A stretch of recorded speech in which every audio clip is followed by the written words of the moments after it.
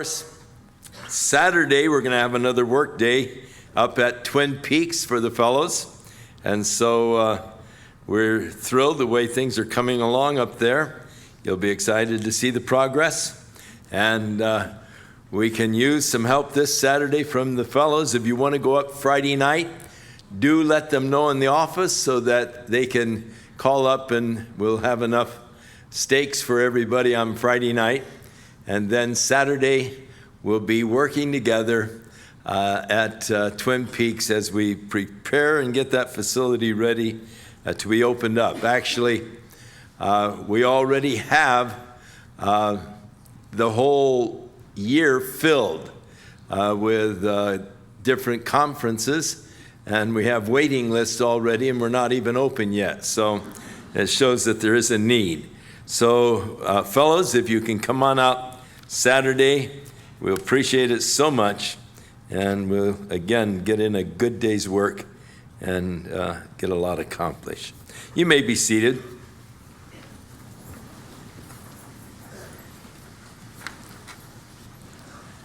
Let's turn to Acts chapter 8.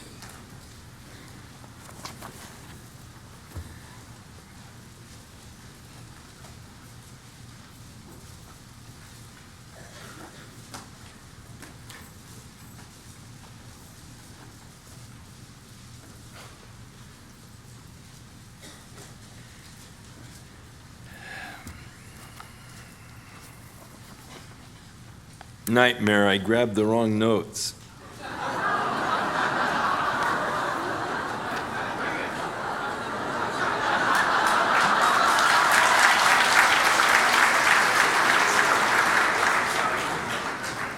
I think they're on my desk, Dave. You might check.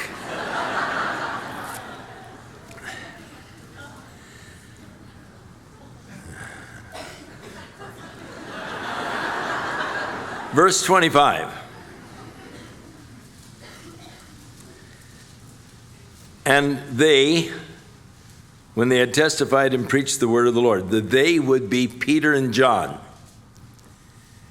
The Samaritans had received the gospel through the preaching of Philip the evangelist. And the church in Jerusalem, hearing of the revival in Samaria, sent Peter and John to lay hands on them that they might receive the gift of the Holy Spirit. Having completed their ministry there among the Samaritans, they, when they had testified and preached the word of the Lord, returned to Jerusalem and preached the gospel in many villages of the Samaritans. And so the preaching of the gospel. You're in your car.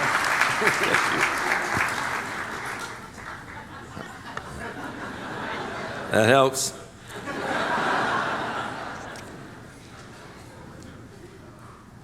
It said they preached the word of the Lord. In Paul's first letter to the Corinthians, he wrote, "But we preach Christ crucified. Unto the Jews a stumbling block, unto the Greeks foolishness." He describes the gospel that he preaches in the 15th chapter. He said, "Moreover, brethren, I declare unto you the gospel which I preached unto you, which also you have received and wherein you stand, by which you are saved, if you keep in memory what I preached unto you, unless you have believed in vain. For I delivered unto you first of all that which I also received, how that Christ died for our sins according to the Scriptures. He was buried, and he rose again the third day according to the Scriptures." So they preached Christ. Christ crucified, Christ risen. That's the gospel, that Jesus died for your sins and that he rose again from the dead. Without the resurrection, you have no gospel. You would have just another pretender making rash claims that he could not fulfill. Jesus said, "No man takes my life, I give my life. I have the power to give my life, and I have the power to take it up again." He had been telling his disciples that he was going to be crucified, but the third day he said he would rise again. Only one who has made that boast and kept it. That's the gospel. That's the good news. In 2 Corinthians, Paul said, "For we preach not ourselves, but Christ Jesus the Lord, and ourselves your servants for Jesus' sake." We don't preach ourselves, Paul said, and that is really a problem today. Many people are preaching themselves, especially, of course, on TV. They talk more about themselves, their programs, their ministries, than they do about Jesus Christ. Paul said we speak about ourselves as your servants for Jesus' sake. Paul wrote to Timothy and he said, "Preach the word." Here we read that they were preaching the word, verse 25. The word of the gospel, the good news, two major themes for our preaching. Number one, Christ crucified and risen. Number two, they preached the kingdom of God. That's our hope for the future. Our hope for the past is that Jesus died in order that we might have the forgiveness of sins past. The hope for the future is the kingdom of God, God's kingdom coming to this earth. Thy kingdom come, thy will be done in earth as it is in heaven. And that's the hope for the future, and that's what we preach. The kingdom of God is going to come to this earth. We will be able to live on an earth as God intended man to live, where the whole world will be in harmony and fellowship with the will and the purposes of God, the coming kingdom. We read that Peter and John preached the good news, the gospel, in many of the cities of the Samaritans. God is beginning to break down in their own minds the prejudices that the Jew had against the Samaritans and ultimately against the rest of the Gentile world. The Jews had felt that salvation was for the Jew only, and the only way you could be saved was to become a Jew. But God is now beginning to break down these prejudices that had built the barriers between man. They're beginning to realize that the gospel isn't just for the Jews, but Jesus also died for the Samaritans. Later, in a couple more chapters, Peter will have things even broken down more when the Lord calls him to go to the Gentiles and bring the gospel to the Gentiles, the Romans, there in Caesarea. So this is the beginning of that work of God in the heart of Peter in breaking down the traditions and the prejudices of the years that had developed between the Jew and other national groups. Man builds walls to separate himself from others, but Jesus breaks down those walls. In Ephesians, Paul talks about how Jesus has broken down the walls that once existed between us. making both of us, Jew and Gentile, one in Jesus Christ. Normally, the Jews had no dealings with the Samaritans. You remember when Jesus was going through Samaria with his disciples, and they came to the Samaritan village of Shechem. And Jesus waited there by the well of Jacob while the disciples went into the village to buy food. And as he was there, a Samaritan woman came to draw water, and when Jesus talked to her, she was shocked. All he did was ask for a drink, but still she was shocked that he, being a Jew, would speak to her because she was a Samaritan. And so she brought up the fact that she was sort of shocked over his addressing her. How come you ask me for a drink? You're a Jew, I'm a Samaritan, and we don't deal with each other. And there was that prejudice between the Jews and the Samaritans. The Jews considered the Samaritans more or less half-breeds. When the northern kingdom was conquered by the Assyrians, the Syrians had a tradition, or it was just their methodology. When they would conquer a people, they would take them away from their homeland and they would repopulate them. Masses of people, they would move across the country and they would settle them in a strange place.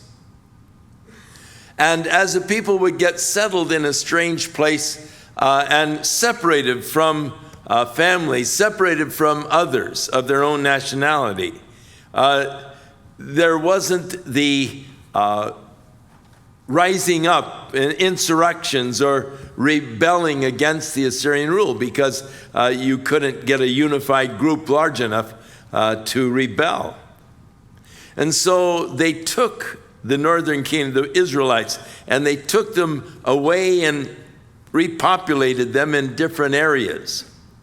In turn, they brought people from other areas that they had conquered, and they put them in the northern part of Israel, where the nation of Israel once, the northern kingdom once inhabited. And the people that came in complained to the Assyrian leaders because the wild beasts were really wreaking havoc among them. And they said, we do not know the customs of their gods that are here.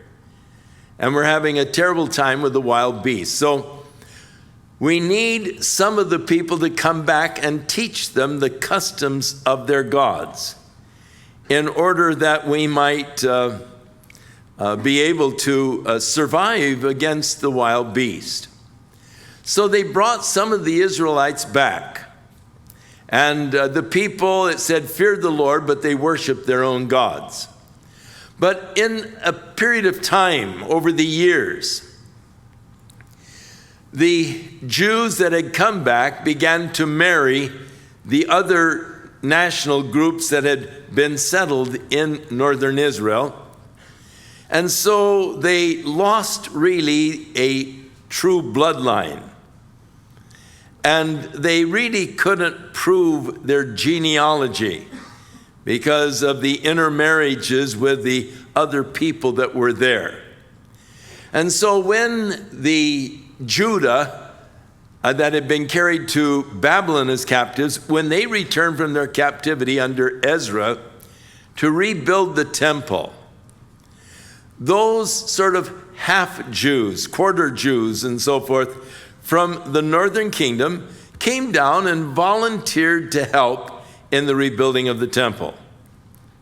But the Jews who had come from Babylon refused their help because they could not prove that they were Jews. They could not show their genealogy. They refused their help, and that created a great animosity. And it became very deep-rooted. And thus came this wall between the Jews and the Samaritans. And when the Samaritans were rebuffed from helping, then they did just the opposite. They did their best to hinder the work, and they became a real thorn in the side of the Jews that had come back from Babylon. And they did their best to keep the city from being rebuilt, and they were constantly raiding the Jews that had returned. So there was this wall between the Jews and the Samaritans. Jesus sort of upset the Jewish apple cart in a way, because he often in his stories would make the Samaritans the heroes. They didn't like that. You remember the story of that Jesus spoke of a man who went down to Jericho and he was beset by robbers? And it was in response to the question, "Who is my brother?" He said, "A priest came and saw the man beaten up and lying there bloody, and he passed by. A Levite also came, saw the bloodied man injured at the side of the road. He passed by. But there came a Samaritan, and the Samaritan got off of his donkey and he bound up the wounds of the man. He put him on the donkey, brought him to the inn there on the way to Jericho, and he turned him over to the innkeeper and gave him money for the man's lodging. And he said, when I return, anything else that he owes, I'll take care of it." And Jesus then said, "Who was his brother?" But the Samaritan, you see, became the hero of the story, and they didn't like that.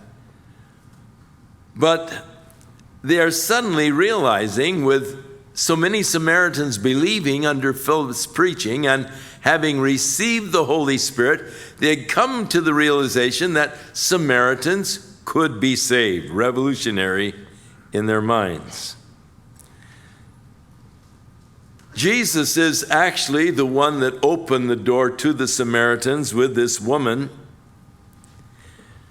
for he told her that he was the Messiah. Actually, she said to him, "I know that when the Messiah comes, he's going to teach us all things." And he said, "Woman, the one who is speaking to you is he." First time Jesus actually had revealed to anyone outside of the disciples the fact that he was the Messiah. She went into the village and she said to the people, "Come and see a man that's told me everything I've ever done. This is the Messiah." And so they came out of the village, pouring out of the village to the well where Jesus was. And Jesus preached to them. And we read in John, "So when the Samaritans were come unto him, they begged him to tarry with them, and he stayed there for 2 days." Love breaks down the walls. And they could see the love of Jesus. And though he was a Jew and they Samaritans, the love of Jesus broke through the barriers that had separated them. And it said, and many more believed because of his own word, not because of what the woman said, but because of what Jesus said. And they said to the woman, "Now we believe, not because of your saying, but we have heard him ourselves, and we know that this is indeed the Messiah, the Savior of the world." So Jesus had really broken the ground in Samaria. No doubt many of those people still remembered Jesus and his ministry there, so that when Philip came, he was just sort of reaping what Jesus had sown a few years earlier. Now, going back to Philip, Verse 26, the angel of the Lord spoke unto Philip, saying, Arise and go to the south, unto the way that goes down from Jerusalem to Gaza, which is desert. The angel of the Lord spoke to him. What an experience that must be to have an angel speak to you. I'd certainly love to have that experience. I'd love to have an angel direct me as far as God's will for my life. I think that would be extremely exciting. Never has happened, but to me, but I would enjoy that. But there would be certain problems. I would need the gift of discernment to know if it was truly an angel from God or Satan disguising himself as an angel of light, which the scriptures tell us that he is capable of doing. And so Paul warned that though we or an angel from heaven preach any other gospel unto you than that which we have preached unto you, let him be accursed. Now, it is interesting to note the activity of the angels in the early church. Twice, the angel of the Lord helped them to escape, three times from prison. Peter twice and Paul and Silas once. But it doesn't really say the angel of the Lord with Paul and Silas, just that there was an earthquake.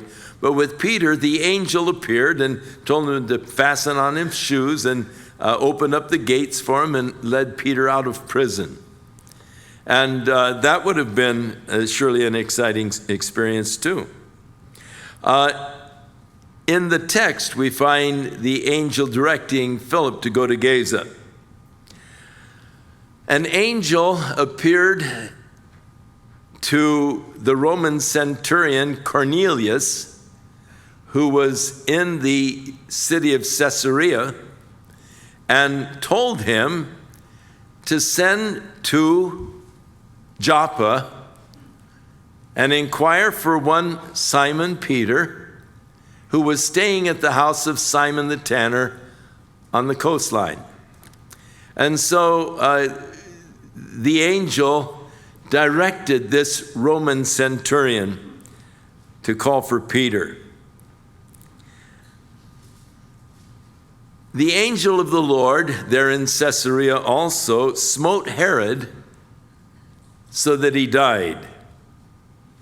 In Acts 27, Paul speaks about the angel of the Lord that appeared to him after they were 14 days at sea in a vicious storm, and assured him that there would be no loss of life though the ship would be wrecked. What do we know about angels from the scriptures? First of all, we know that they are created beings. As Ezekiel is speaking to and of Satan, he said that he was the anointed cherub that covered. That is, he was an angel of the cherub class. He was perfect in your ways from the day that you were created, till iniquity was found in you. Paul, speaking of Jesus in Colossians 1, said, For by him were all things created, that are in heaven, that would be angels, that are in earth, man, visible, man, invisible, angels. Whether they be thrones, dominions, or principalities or powers. Those are rankings of angels. They have various rankings. All things were created by him and for him. So they are created beings. But they are a higher order of creation than man. we read how that Jesus was made a little lower than the angels for the suffering of death. And so they are a higher order of created being than is men. They are more powerful than men. Peter said, whereas angels which are greater in power and might, bring not railing accusations against them before the Lord. David said, bless the Lord, ye his angels, that excel in strength, that do his commandments, hearkening unto the voice of his word. One angel wiped out 185,000 Syrian troops in just one night alone. Angels are spirit beings. It seems like at times they can take on a human form. We're also told in Hebrews not to forget to entertain strangers. You might be entertaining an angel without knowing it. In the book of Hebrews, we read that they are ministering spirits who have been sent forth to minister to those who are heirs of salvation. In Psalm 104:4, who makes his angels spirits, his ministers a flaming fire. Angels are mentioned in the scripture more than 290 times, and they number into the millions. In Revelation 5:11, I beheld and heard the voice of many angels about the throne and the cherubim and the elders.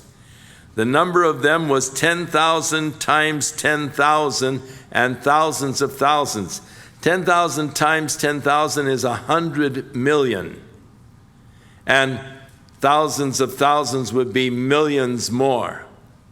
So they are a vast, one scripture speaks about the innumerable host of heaven. That is beyond numbering. Some of the angels have fallen. Satan is a fallen angel. He was a cherub, which was one of the highest classifications of angels. The cherubim were those around the throne of God who declare, holy, holy, holy, Lord God Almighty. He was one of the cherubs, the anointed cherub, it said, that covereth. But Isaiah said, how are you fallen from heaven, O Lucifer, son of the morning? How are you cut down to the ground, which didst weaken the nations? In Jude, speaking of the angels, he said, the angels which kept not their first estate, but left their own habitation, he has reserved in everlasting chains under the darkness, unto the judgment of the great day. Peter said, for if God spared not the angels that sinned, but cast them down to hell, and delivered them into chains of darkness to be reserved unto judgment. So the scriptures seem to hint that as many as 1/3 of the angels joined in Satan's rebellion against God's authority. In Revelation 12:4, speaking of Satan, he said, and his tail drew 1/3 part of the stars, and angels are called stars in other places in the scriptures, stars of heaven, and did cast them to the earth. The dragon stood before the woman, which was ready to be delivered to devour her child as soon as it was born. So there's quite a study in the scripture if you're interested on the subject of angels. Get a good reference or cross-reference, and you can find out an awful lot about these interesting beings. It says that one day we, the church, will be judging angels. So at the present, we are a little lower than the angels, but as sons of God, through Jesus Christ, adopted into the family through Jesus Christ, we will have a position that will be higher than the angels one day, because they can't boast of redemption through Jesus Christ. It seems like there was no redemptive plan for the angels because of the amount of light that they had. Being there in the very presence of God. And there was really no excuse for them, and thus no plan of redemption, as God had created for mankind the plan of redemption to bring us fully into his family. Now, the angel seems to be instructing Philip into something that is not very logical. Why would God want Philip to leave this great evangelistic outreach in Samaria to go down to a desert area? It doesn't seem to make sense on the surface. I'm certain that I would have probably been challenging the angel. I would have been pointing out how many people were coming to Jesus Christ, how the hearts of the people were being transformed. Now they're being filled with the Spirit. Why would you want me to go down? There's nobody down there. And probably found myself arguing with the angel. That's probably why none of them have talked to me.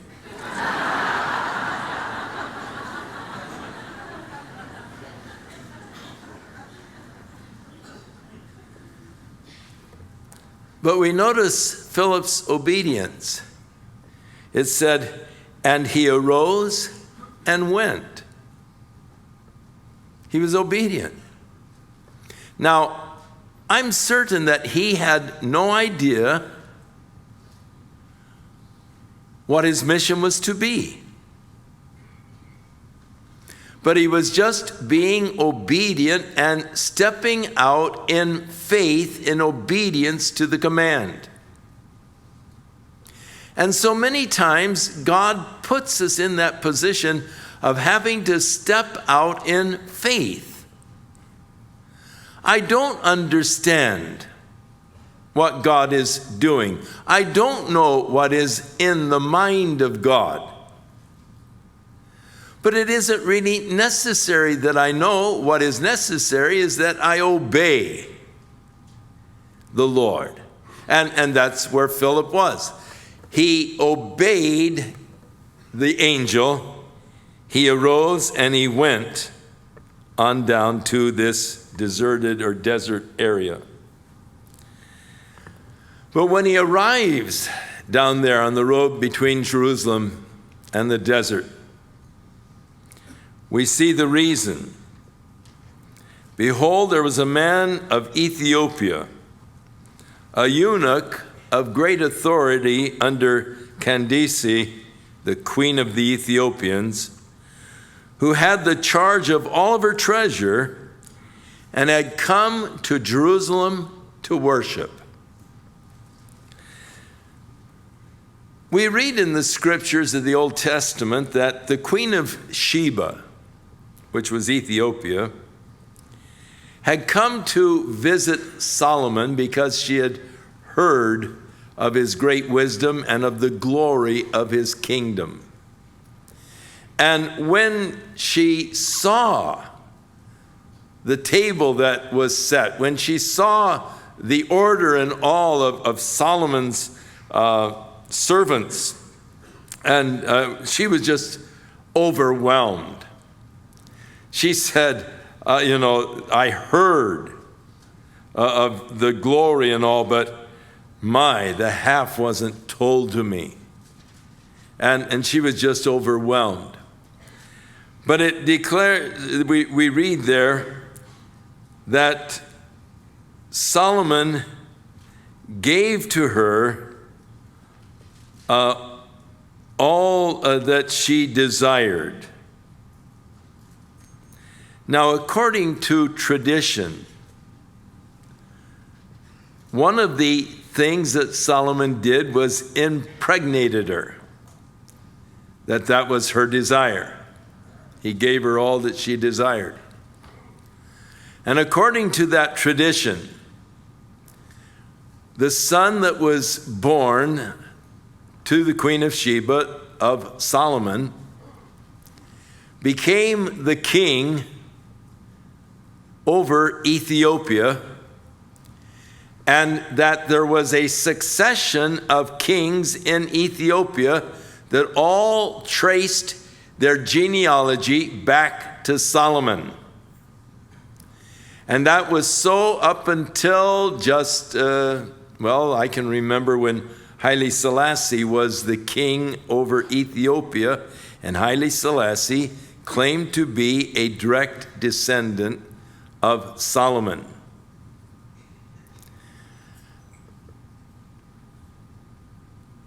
That's a tradition that has run very deep. They call the Ethiopian Jews the phalanges. Also, there is a tradition that when the Jews had rebelled against Nebuchadnezzar after his first invasion and taking captives, the Jews that remained rebelled against Nebuchadnezzar, and he came the second time with the Babylonian troops, and at the second time destroyed Jerusalem completely, burning the city, taking the remainder of the people captive. One of the traditions declares that Jeremiah, when he realized that the Babylonians were coming again, the first time they had taken a part of the treasures of the temple back to Babylon, many of the vessels that were used in the worship, the gold and silver.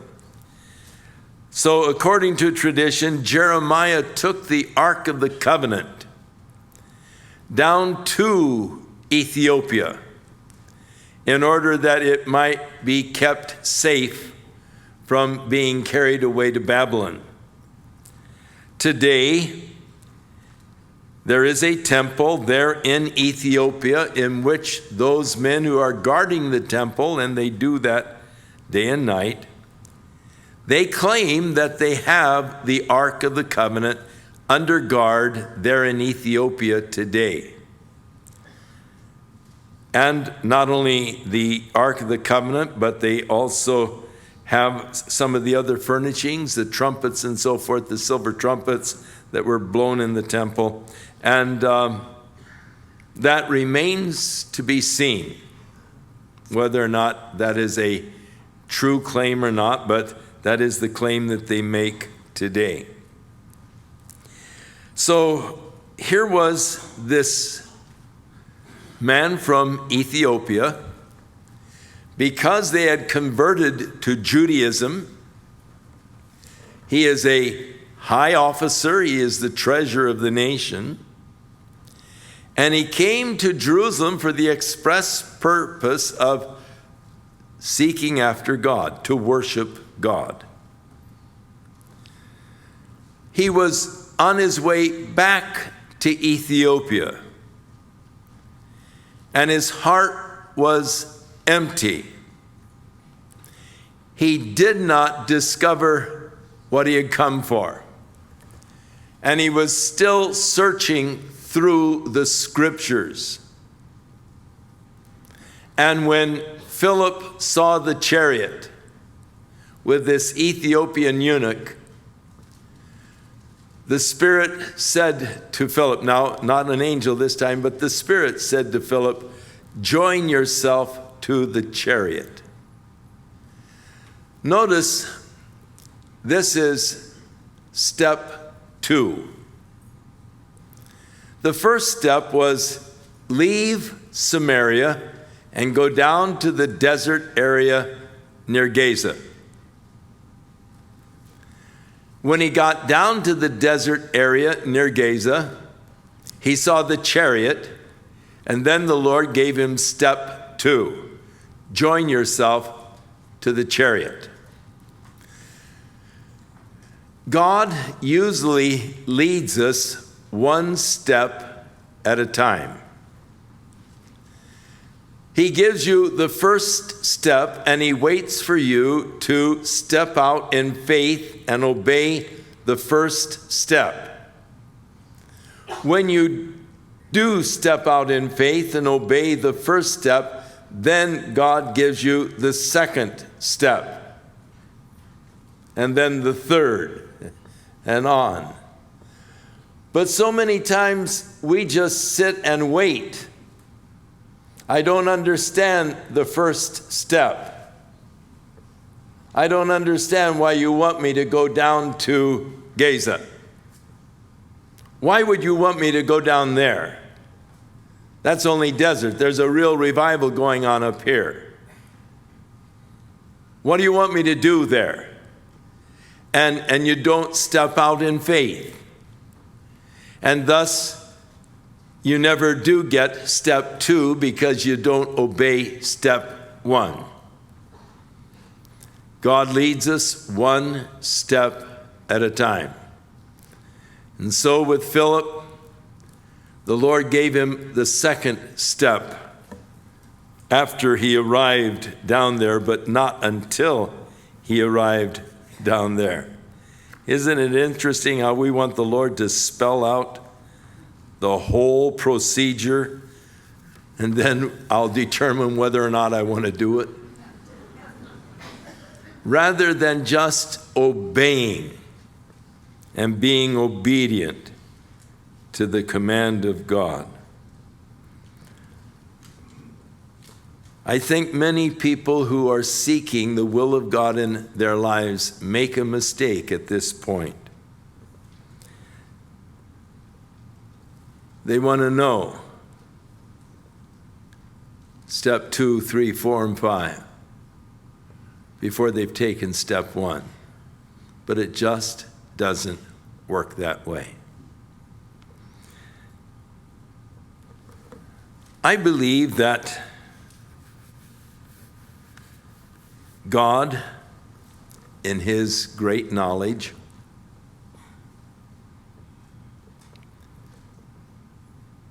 saw this man with a hungry heart, searching for God, who came all the way from Ethiopia to Jerusalem to find God. And all he found was the formal traditional religion. And he was going home, no doubt disappointed, empty, and maybe still in his heart crying out, "Oh God, I want to know you." And so God stirred the heart of Philip clear up in Samaria to go on down to reach this one man. It surely shows us how important one person is in the eyes of God. How important you are in the eyes of God. For everyone who is seeking, Jesus said they will find. And here's a man seeking, and God, if necessary, will move Philip from this revival on down to Gaza just to reach this one man who's been hungry and searching for God. Again, according to tradition, this man took Christianity back to Ethiopia, and there has been a continuous church in Ethiopia also. And it is traced to this Ethiopian eunuch that God led Philip to minister to. we will note in our next lesson how God works on both ends in accomplishing his purposes. Exciting to see just where this man was reading in the scriptures when Philip joined him there in the chariot.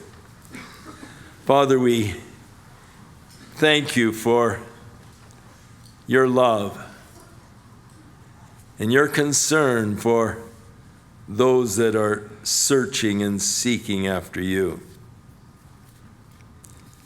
Lord, you told us that those that hungered and thirsted for righteousness were blessed.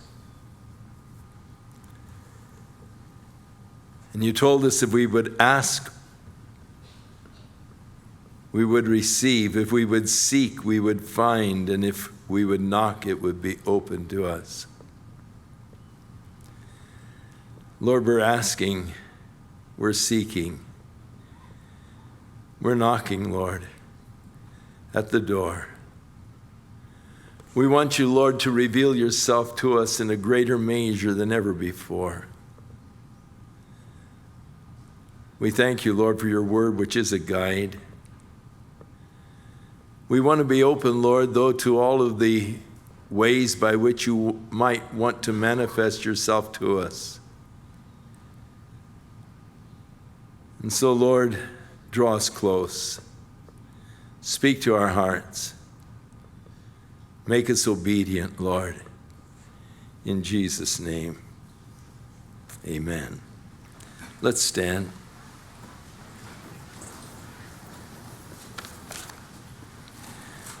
The pastors are down here at the front to pray for you. If tonight you're here and in need of prayer for any reason, where 2 or 3 agree on earth as touching any one thing, it shall be done.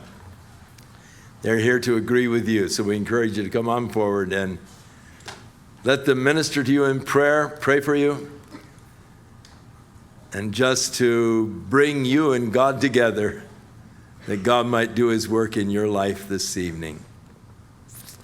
I love you, Lord, and I lift my voice to worship thee. O my soul, rejoice. Take joy, my King, in what you hear. May it be a sweet, sweet sound in your ear. God bless you. And now, on behalf of the Word for Today, the broadcast ministry of Pastor Chuck Smith, we thank you for joining us in today's broadcast. For more of Pastor Chuck's studies and biblical teaching resources, visit our website at pastorchuck.org. You can contact the Word for Today at The Word for Today, P.O. Box 890820, Temecula, California 92589. Or email us at infopastorchuck@gmail.com. We'll return with more of our verse-by-verse Bible study in our next broadcast with Pastor Chuck.